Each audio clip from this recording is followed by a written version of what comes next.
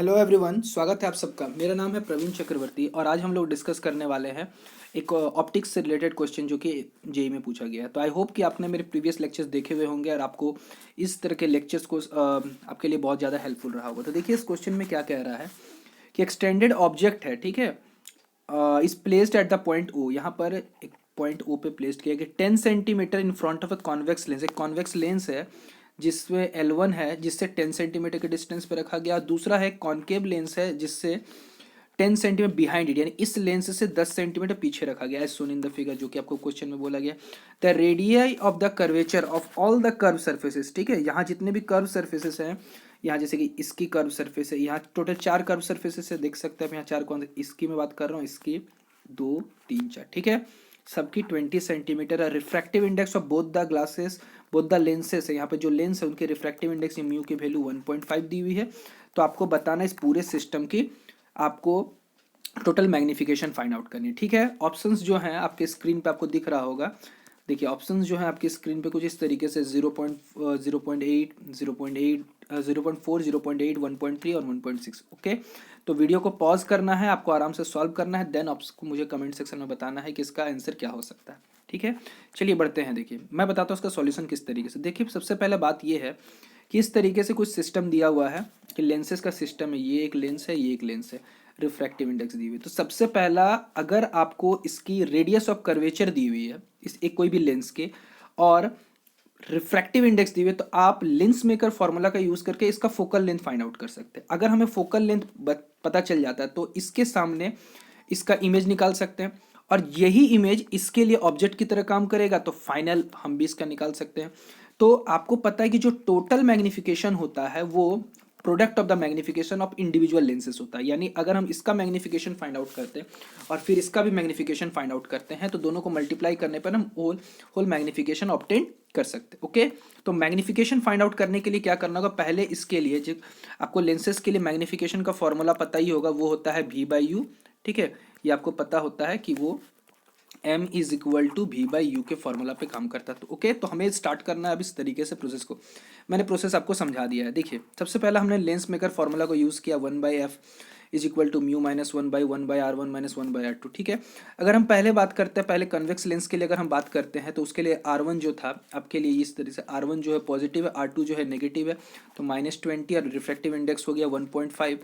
जब हम इसको यहाँ सब्स्टिट्यूएट करते हैं तो देखिए यहाँ से क्या दिखता है हमको कि ये 1.5 minus 1/20 plus 1/20 that is 2/20, that 1/10 हो जाएगा, तो 0.5/10।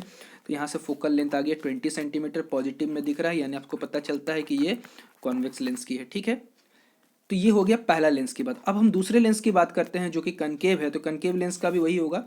आप देख सकते हैं कि 1/r1 जो होगा, इसका भी अगर हम बात करते हैं इस सरफेस के लिए, इस सरफेस से दोनों ही नेगेटिव हो जाएगा, -1/20, इधर भी हो गया 1/20। और इसको भी सॉल्व करते हैं तो इसका जो फोकल लेंथ आता है वो भी आ गया है -20, ठीक है। फोकल लेंथ आपको पता चल गया है।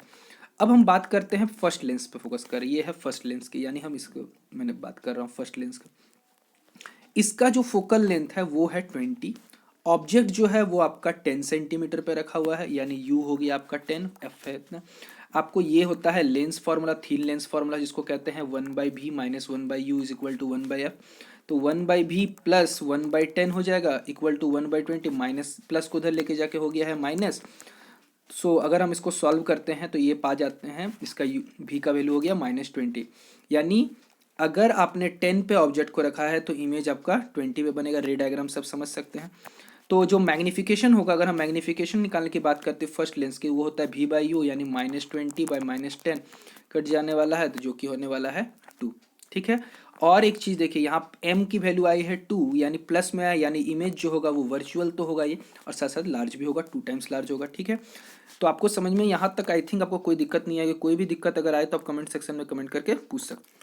तो देखिए मैंने यहाँ रे डायग्राम से आपको यहाँ समझाया है कि देखिए इसके द्वारा, ये फर्स्ट लेंस के द्वारा बनाया गया इमेज है, ठीक है। अब देखिए ओवरऑल उसकी डिस्टेंस कितनी होगी। जैसे सेकेंड लेंस के लिए ये अगर 10 है और यहाँ से ये 20, तो ओवरऑल डिस्टेंस तो आपका 30 हो जाएगा। यानी सेकेंड लेंस के लिए जो ऑब्जेक्ट डिस्टेंस है वो हो गया है 30।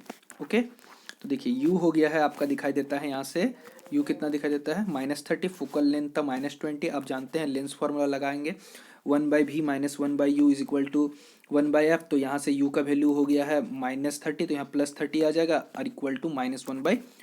ओके, सो आगे आप देखते हैं यहाँ से, तो 1/v इज इक्वल टू -1/20 -1/30। जब इसको सॉल्व करते हैं तो यहाँ लास्ट आप में देख पाते हैं -5/60, दैट इज v का value -12। Okay, in second lens के लिए जो ऑब्जेक्ट होगा वो फिर से अगेन लेफ्ट हैंड साइड ही बनेगा, जो कि 12 सेंटीमीटर की ओर होगा। अब आगे देखते हैं कि इसमें क्या कहने की कोशिश कर रहा है। अगर हम इसका मैग्नीफिकेशन फिर से सेकेंड लेंस के फाइंड आउट करते हैं तो वो भी हो जाएगा v/u, यानी आपका -12/30, दैट इज 0.4। बट ये इस टाइम इस बार जो कि है 1 से छोटा है और पॉजिटिव है, यानी फिर से वर्चुअल भी है, बट इस टाइम 0.4 है। तो टोटल जो मैग्नीफिकेशन होगा इस पूरे सिस्टम का, जो आपको मैंने बताया कि जब भी लेंसेज के सिस्टम के मैग्नीफिकेशन की बात करते हैं वो प्रोडक्ट हो जाता है, यानी m1 इंटू m2। फर्स्ट का था 2, इसका था 0.4, दैट इज 0.8। ओके, यानी total magnification of the system जो आपका निकल के सामने आता है वो होता है 0.8। और उस हिसाब से अगर देखने जाते हैं तो हमारा जो ऑप्शन होना चाहिए था, एक बार मैं ऑप्शंस को देख लेता हूँ।